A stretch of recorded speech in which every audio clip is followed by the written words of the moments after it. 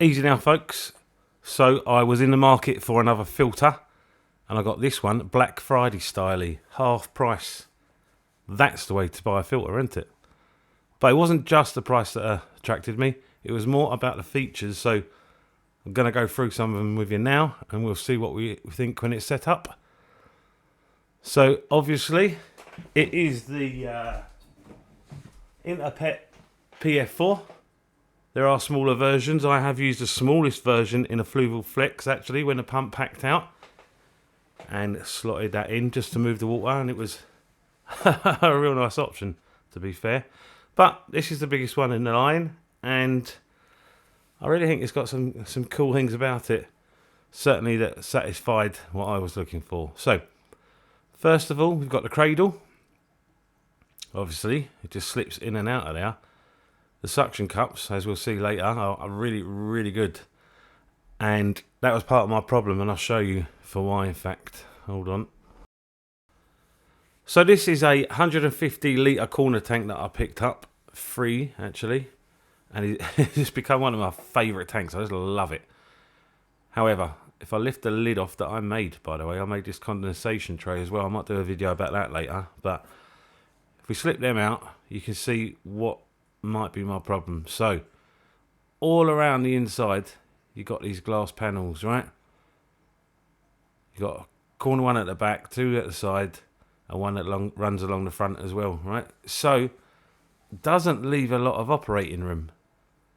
I'm not the slightest of fellows. Got quite big arms, and reaching in there can be difficult, right?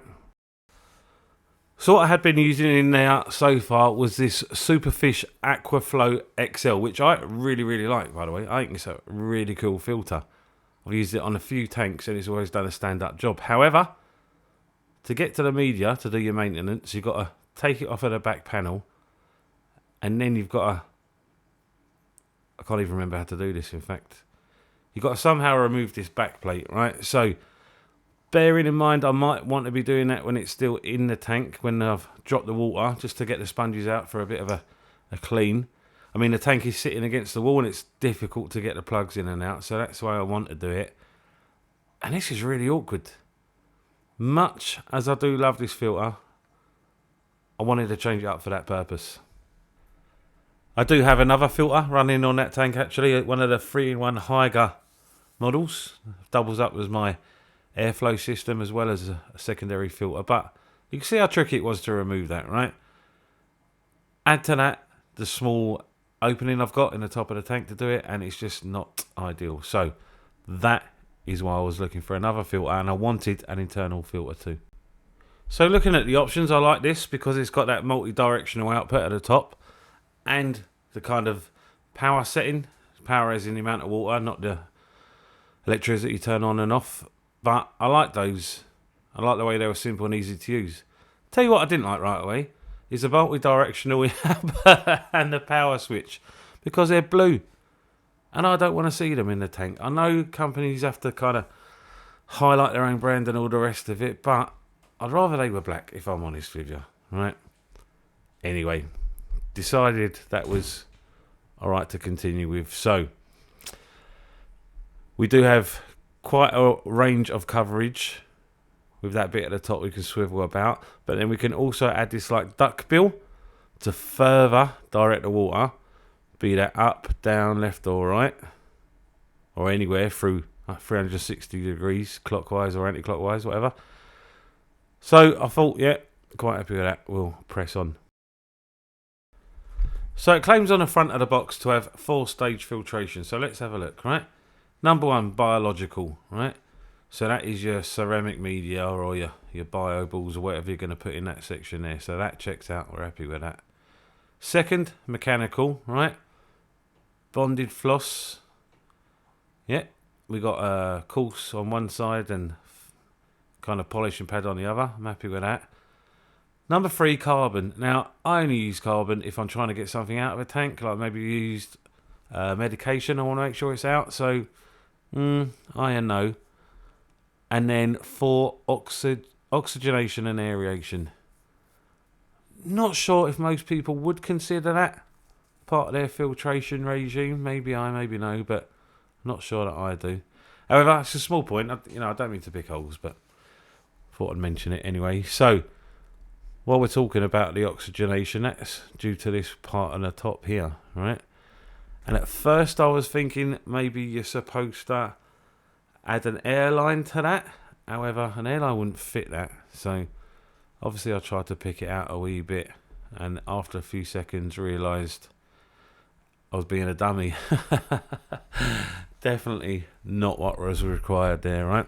It's actually a wee switch, right, that you can either close over or open up to allow more or less air through, which will then blow out through the filter into your tank. Honestly, my worry about this is it's really close to the top of the unit, and the power head is just a few inches below that. So if maybe you went away for a few days and you had a wee bit more evaporation than you would have liked, you do risk burning your motor out. So I'm not sure I will use that feature, if I'm honest with you. And I don't really like bubbles being blown through the tank. So let's get this thing open then. And right, the top section, and underneath that, that's where our biomedia goes. Not a huge amount. We can change this up, right? We can change this up, but where it's designed to go, there's not a huge amount of space available. However, our sponges will double up as biological, so I'm not too fussed. But you can see how effective that slider switch is. That's it fully open, and then it closes almost, I don't know, what would you call that? 80-90% over, maybe, to really control the amount of water going through it. Pull that out, and you've got our usual magnetic impeller. Can get inside that nice and easy to do your cleaning and your maintenance and stuff. And everything slots back nice and easy too, and feels solid. So far so good.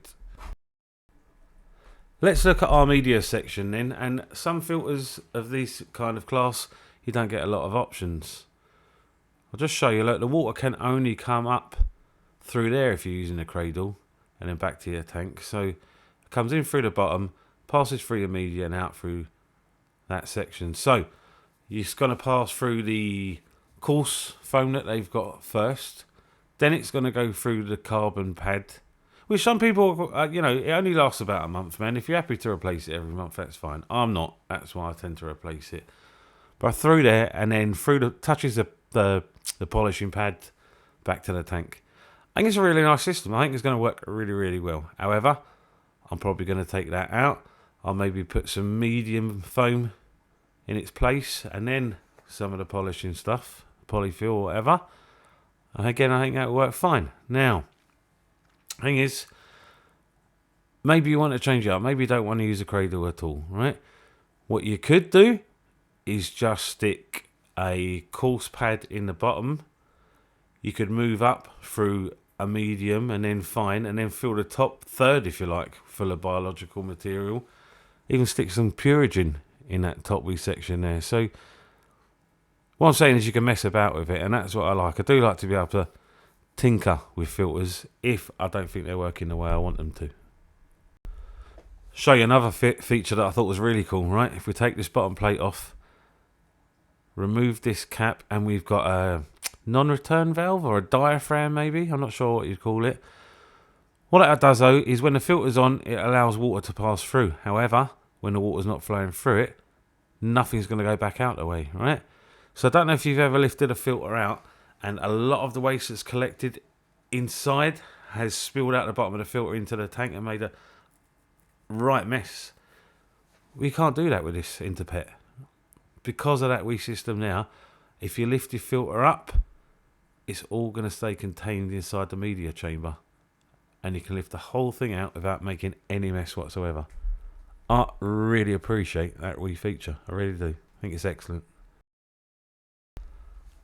Right, we're going to want to use the Interpet right away then. So what that means is we're going to have to cannibalise the Superfish, which I feel bad about, but not going to be using it for now. So these are the sponges that were in the previous filter, and as luck would have it, I don't really need to alter them at all, I don't think, in order to add a medium and fine sponge to the cradle system. Like I said, I might change it up later down the road and completely rehash the whole thing. Won't even use the cradle, but for now I want to try this. And I was going to use the polishing pad, but I might keep that for later on in case I do want to use it in the cradle. I've got a load of fine material anyway. Since I tend to do quite a lot of projects, I've got a big bag, but you can buy smaller amounts, either in pet stores or online. And all I need to do really is use the sponge as a template. That will enable me to cut it to the right shape and size. In fact, I actually ended up doubling it up just to get a wee bit extra polishing, and then fit it into the cradle with the sponges that I just added. Make sure it's nice and snug, fits properly, and that's us ready to go. That job took us all of about, what, 2 minutes, something like that. Easy peasy. That means we've got some cycled sponges going in, but obviously we want to make use of any biological media we've got as well, so we'll have a wee shot of that too. So like I showed you before, it's just a case of pulling that off the bottom of the power head. Next we just need to remove the grill, toss out the media that's inside it, and add our already cycled media into it.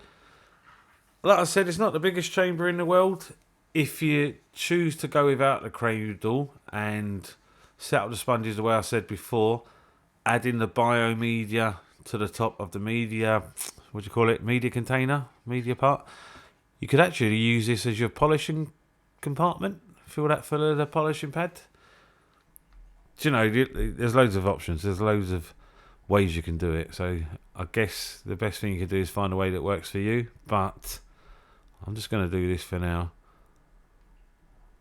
I wonder if setting them up a little bit neater will mean I can add more in. Let's see how it goes.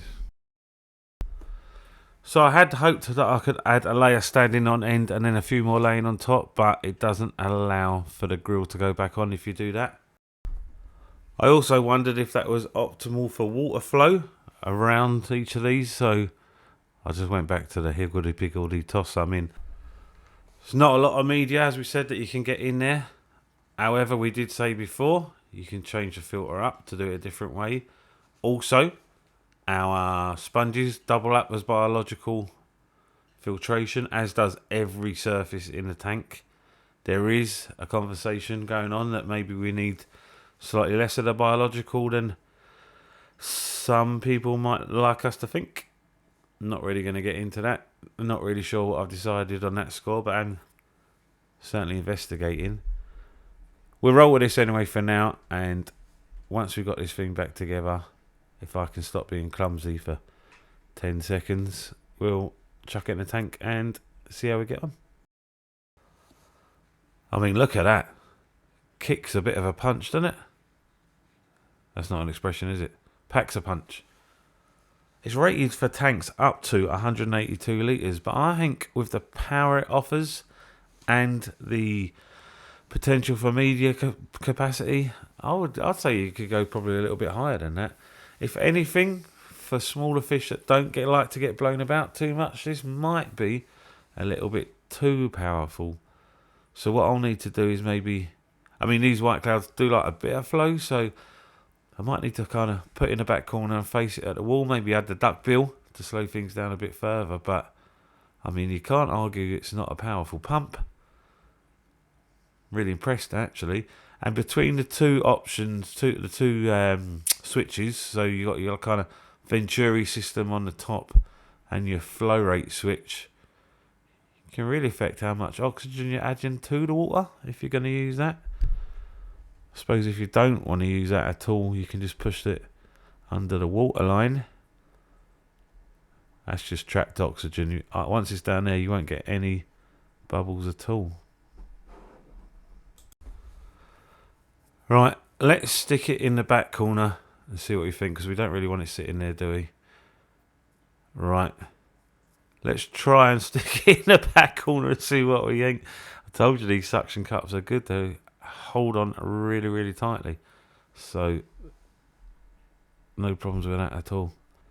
Actually need to force my fingernails up behind them and release some of the suction, some of the vacuum. Yep, very, very good, like them. So I've got it in the back corner, facing one of the sides with the duckbill also doing the same thing. The flow adjuster is set to 1/3 of its potential, and it's still a good amount of flow. Like I said, these fish are fine with it. You can tell from the duckweed above. There is plenty of water movement, and I am happy with that. Means there's a good amount of water going through the filter, and it is going to do a stand-up job. One thing I'm not happy about, what some people might not be happy about, it is not the quietest unit ever. You can certainly hear it, and you probably wouldn't want it in a bedroom. This is not really a family room, so I'm fine with that. And I will say, sometimes these things settle down. Once you run them for a couple of weeks and they get some gunk around the parts, they do kind of quieten down a wee bit. If that's the case, I'll put that in a pinned comment or the description below just to advise. Well, either way, I'll do that. Features and design-wise, though, I love it. Ease of maintenance, I love it. Media customization, I love it. It's just it might be too noisy. We'll see about that. And that horrible blue detailing.